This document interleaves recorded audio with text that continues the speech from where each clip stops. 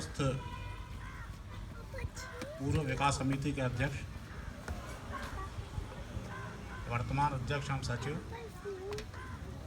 अब सामने विराजित महानुभाव, भाइयों बहनों, बच्चों, सर्वप्रथम तो मैं आप सबको आज़ादी की इस वर्षगांठ पर हार्दिक शुभकामना देना चाहता हूं।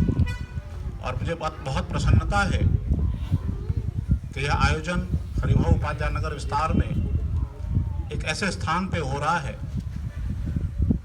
जिसकी स्थापना, जहां तक जानकारी है, पूरी दुनिया में अपनी किस्म का ये एकमात्र स्मारक है।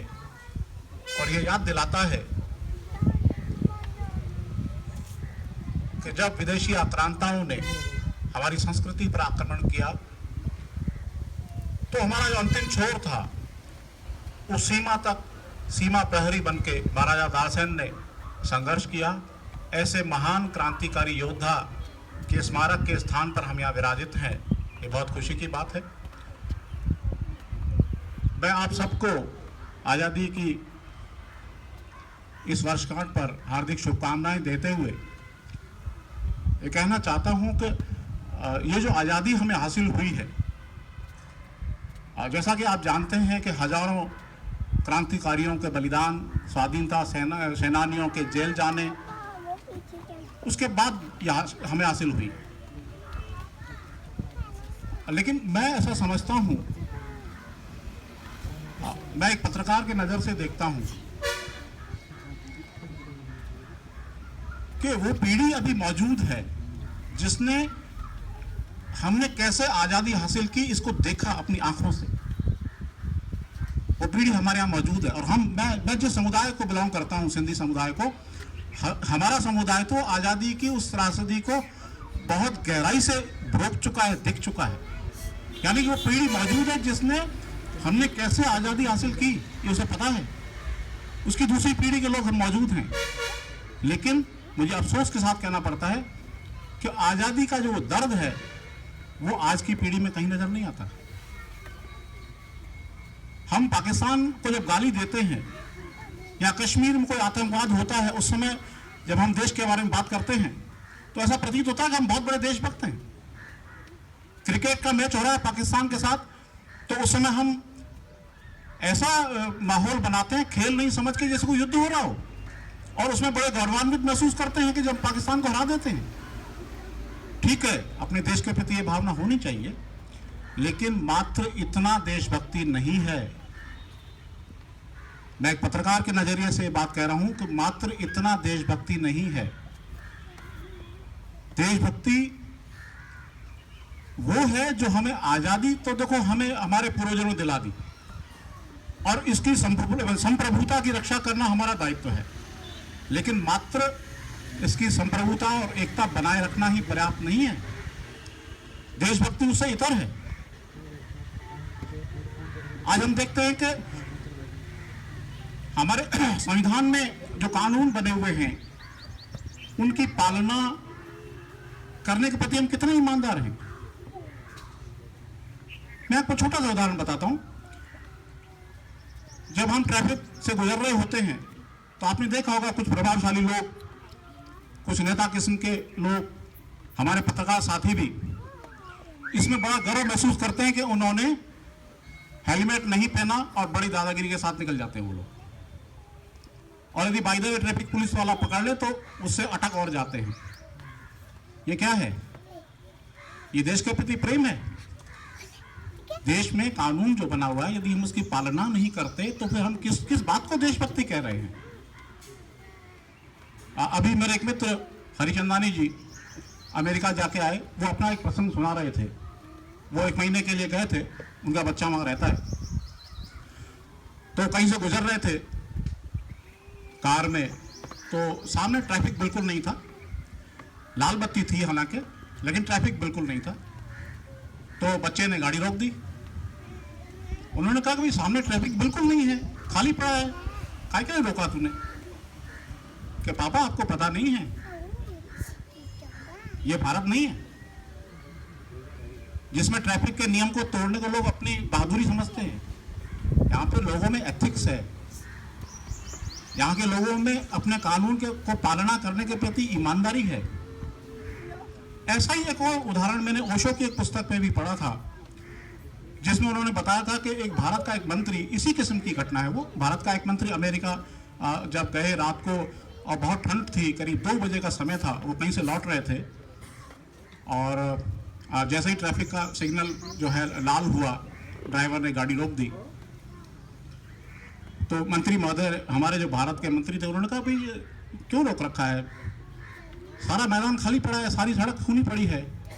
तो उसने, ड्राइवर ने इशारा किया सामने की तरफ, एक बुढ़िया छाता लेके ठंड में सिकुड़ती हुई खड़ी है, इस बात का इंतजार कर रही है कि कब हरी लाइट हो और उसके चलने का रास्ता खोले। आप देखिए, एक बुजुर्ग महिला को भी पता है कि हमारे यहाँ जो कानून बना हुआ है उसकी हमें पालना करनी है किसी भी तरह से। तो मैं देशभक्ति को मात्र इतना कि हम आज़ादी का पर्व मना लें, गणतंत्र दिवस मना लें, और उस दरमियान पूरी सोशल नेटवर्किंग साइट्स जो है आज़ादी के जश्न में सराबोर हों, अच्छी बात है। लेकिन मैं उससे भी ज़्यादा, मैं अभी आपको बताऊँ, अभी पिछले दिनों कुछ साइट्स पर इस तरह की पोस्ट मैंने देखी जिसमें लोगों ने इस बात पे कविताएं लिखी हैं। क्या ये 1 या 2 दिन की आज़ादी के जश्न को हम देशभक्ति मानते हैं? देशभक्ति सतत रहनी चाहिए, 365 दिन रहनी चाहिए, वो है देशभक्ति। इसी सिलसिले में एक बात और मैं कहना चाहूंगा कि हमें आज़ादी तो हासिल हो गई, लेकिन शायद हम उस आज़ादी की कीमत समझ नहीं पाए।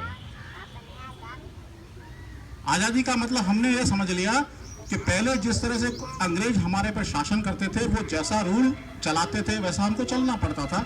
लेकिन क्योंकि अब हम आज़ाद हो गए हैं, इसका मतलब हम अपनी मर्जी से चलेंगे, अपनी मर्जी से चलेंगे, देश का जो कानून बना हुआ है उसके अनुसार नहीं चलेंगे। मंत्री पद पर बैठा हुआ नेता भ्रष्टाचार कर रहा है, ऐसे अनेकों उदाहरण आपके सामने हैं। अधिकारी भ्रष्टाचार में लिप्त हैं, कर्मचारी जिनको जहां मौका मिलता है, व्यापारी, हर वर्ग देखिए। मैं पत्रकारिता की बात कर रहा हूं, आप बुद्धिजीवी हैं, आप अखबार पढ़ते हैं, इलेक्ट्रॉनिक मीडिया से भी जुड़े हुए हैं, आपको पता है पत्रकारिता में भी ऐसे तत्व हैं। तो मैं कहता हूं कि आज़ादी के बाद में हमने जो हासिल करना था, इस देश का निर्माण करना था, देश को खड़ा करना था, उस पर हमने ध्यान नहीं दिया। एक तरफ हम कहते हैं कि हम, भारतीय संस्कृति हमारी बड़ी महान संस्कृति है। मुझे अफसोस होता है कि हम बात तो संस्कृति की करते हैं और उसको पूरे देश में विश्व गुरु के रूप में स्थापित होने की बात करते हैं, और व्यवहार में क्या करते हैं? व्यवहार में हम पाश्चात्य संस्कृति का अनुसरण करते हैं। माने हमारे व्यवहार में और हमारे कथनी और करनी में कितना अंतर है, इसको हमें थोड़ा समझना होगा। इसी क्रम में एक बात और मैं बताना चाहता हूं कि जो पूरा सिस्टम है, ये जो भ्रष्टाचार जो चारों ओर फैल गया है, उसकी वजह क्या है? ऊपर से नीचे तक, जिससे मुक्ति का कोई रास्ता ही नजर नहीं आता। मेरे एक मित्र हैं पत्रकार, जो मांगलियावास में सरपंच भी रहे, अभी यहाँ कोटड़ा में पत्रकार कॉलोनी में निवास करते हैं। उन्होंने एक प्रसंग सुनाया मुझे। मैं आपको इस सिस्टम की बात बता रहा हूं कि सिस्टम में जो गड़बड़ है वो ठीक क्यों नहीं हो पाती। उन्होंने अपना खुद का एक उदाहरण बताया कि जब वो सरपंच पद का इलेक्शन लड़े, तो उस वक्त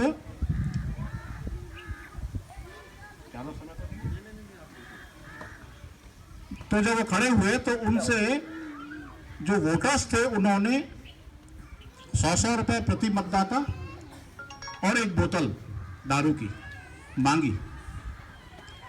उन्होंने आनाकानी कर दी, भाई ये तो मैं नहीं करूंगा, न तो मेरे पास पैसे हैं कि मैं आपको दारू पिलाऊं, और न मेरे पास इतने पैसे हैं कि मैं आपको पैसा नकद दूं। उन्होंने कहा देखिए, आपको जीतना है तो ये तो करना ही पड़ेगा आपको। खैर, उन्होंने कहीं से इधर उधर से जुटा के, उधार जुटा के और लोगों को दिए, सरपंच बन गए। बाद में सरपंच बनने के बाद में आपको जानकारी दूं कि गांव में बहुत सारे छोटे मोटे कागजातों पे हस्ताक्षर करने के लिए, प्रमाणित करने के लिए सरपंच के हस्ताक्षर की आवश्यकता होती है। उन्होंने क्या किया, केवल एक नजीर पेश करने के लिए उन्होंने हर हस्ताक्षर करने पे 50 रुपए लेना शुरू कर दिया। जब ऐसा उन्होंने किया तो लोगों ने कहा साहब ये तो भ्रष्ट है, सरपंच तो भ्रष्ट है, पैसे खाता है। तब उन्होंने उन लोगों से कहा कि जब मैं तुम्हारे पास वोट लेने आया था तब तुमने मेरे से रुपए लिए थे, दारू की बोतल ली थी, तब तुम भ्रष्ट नहीं थे, और वो मैं पास से पैसा कहां से लाया? निश्चित रूप से मैं कहीं से लेके आया, अपने घर से तो लगाया नहीं मैंने। मुझे आखिर वही चुकाना है तो मैं कहां से पैदा करूंगा? ये सिस्टम की बात बता रहा हूं, एक छोटे से गांव की बात बता रहा हूं। मैं अपना उदाहरण बता रहा हूं। पिछले विधानसभा चुनाव में संयोग से अचानक कांग्रेस की नजर मुझ पर पड़ी कि भाई इसको जो है अजमेर पश्चिम से उतारा जाना चाहिए।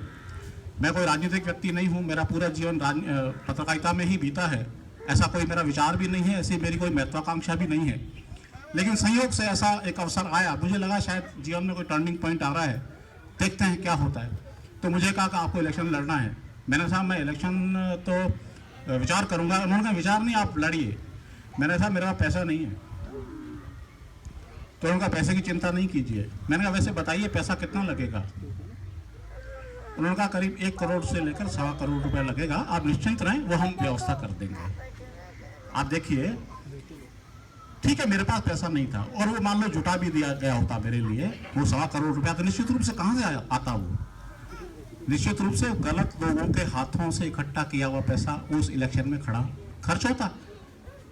और जिन लोगों का मैं एहसान लेता तो जीतने के बाद में उन लोगों को चुकाना नहीं पड़ता मुझे।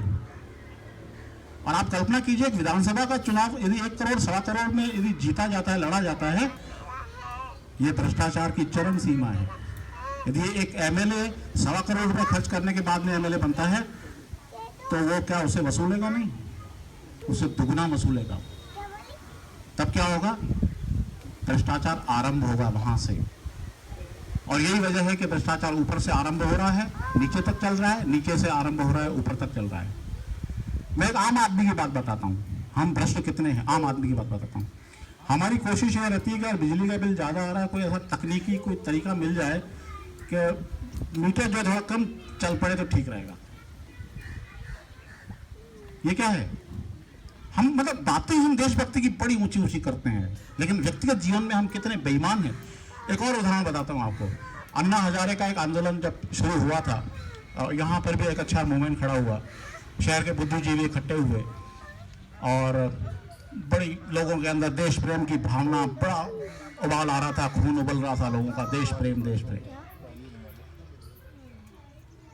उस मीटिंग में जो एक महत्वपूर्ण कार्यकर्ता था उस आंदोलन का, ये बाद में अखबार में भी छपी, आपकी जानकारी में नहीं होगी, उसका एक महत्वपूर्ण कार्यकर्ता जो एक वकील है, दूसरे दिन, उस मीटिंग के दूसरे दिन वो संयोग से बिना हेलमेट के पकड़ा गया।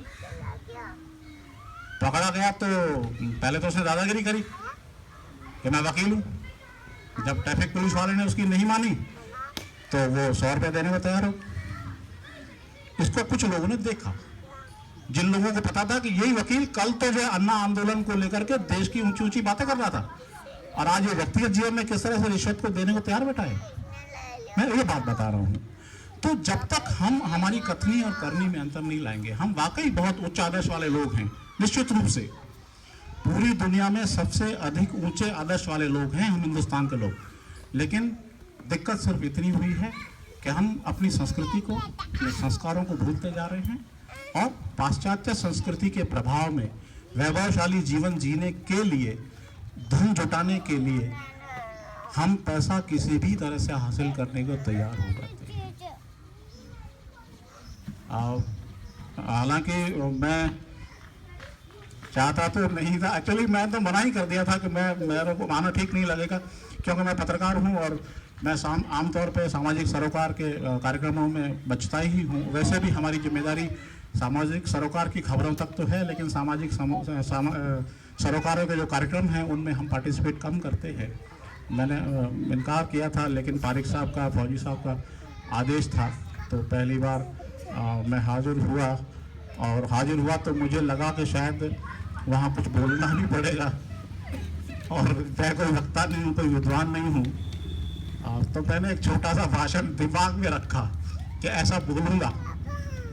ओशो की एक पुस्तक में मैंने पढ़ा है कि उन्होंने कहा कोई आदमी जब भाषण देने जाता है तो उसके दिमाग में 3 भाषण होते हैं। एक भाषण वो होता है जो वो सोचता है कि मैं जाऊंगा तो ऐसा बोलूंगा, ये कहूंगा, एक भाषण वो होता है। दूसरा भाषण होता है जब बोलता है, जब बोल चुकता है। अभी जैसे मैं बोल रहा हूं, अब जब मैं अपनी बात पूरी कर चुकूंगा, ये दूसरा भाषण जो मैंने अभी तत्काल दिया। और तीसरा भाषण वो जब फौजी साहब मुझे घर छोड़ने जाएंगे तो रास्ते में कार में मैं सोचूंगा यार काश मैं ये बोला होता। तो 3 तरह के भाषण है। वैसे मैं भाषण देने वाला व्यक्ति नहीं हूँ, संयोग से मुझे मौका मिला है।